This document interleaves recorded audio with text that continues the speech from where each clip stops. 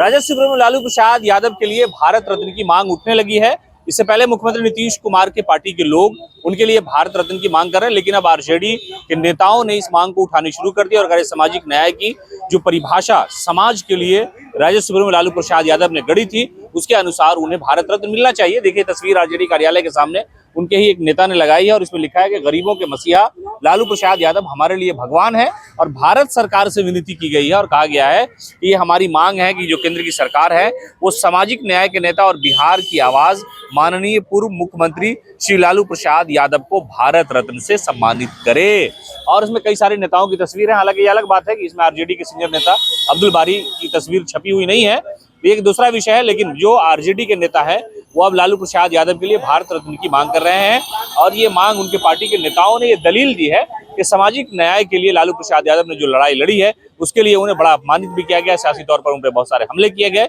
लेकिन जो लोग खाट और चटाई पर बैठने के लायक नहीं थे उन्हें टेबल और कुर्सी दी, उन्हें आवाज दी और जो अधिकारी कभी भी किसी भी गरीब और वंचित को इज्जत नहीं दिया करता था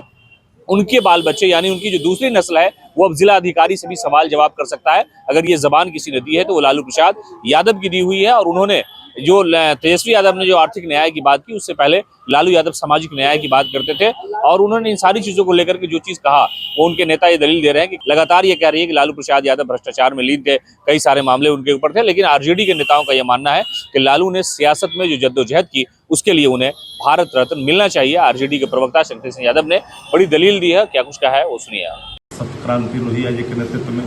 संपूर्ण क्रांति लोकनायक जयप्रकाश नारायण जी के नेतृत्व में और सामाजिक क्रांति आदरणीय लालू प्रसाद जी के, जो हाशिए पे थे, लांछित थे, वंचित थे, उपेक्षित थे,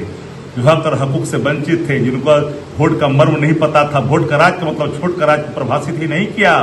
बल्कि उनको मंजिल तक पहुंचाया। जो लोग खटिया और मछिया पर नहीं बैठते थे, जिनके बाप दादा को लोग इज्जत नहीं करते थे, उनको इज्जत देना सिखाया और इज्जत लेना सिखाया। आज कलेक्टर के चैम्बर में वही गरीब का बेटा जाता अपने हक की बात करता है, देन अगर किसी को जाता तो लालू प्रसाद जी को जाता है। लालू प्रसाद जी की सामाजिक क्रांति का वो लौ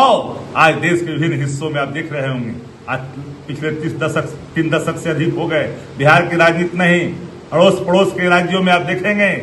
कि मुट्ठी भर लोग हिम्मत नहीं करते हैं, अब नेपथ्य से शासन करने की कोशिश करते हैं, नेतृत्व करने से डरते हैं। ये अगर किसी ने ताकत दी है आदरणीय लालू प्रसाद जी ने दी है। पनोरमा ग्रुप, जो सोचता है वो करता है।